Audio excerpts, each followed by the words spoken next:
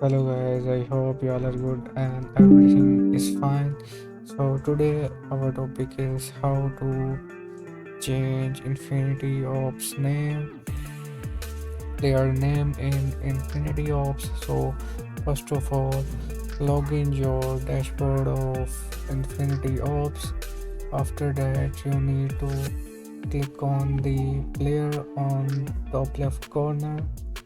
Then you need to click on pencil icon on the player menu.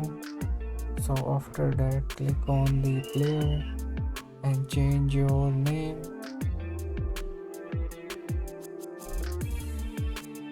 Then click on OK. Then after that, click on yes.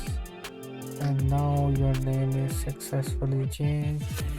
Also, you can change the color of the name.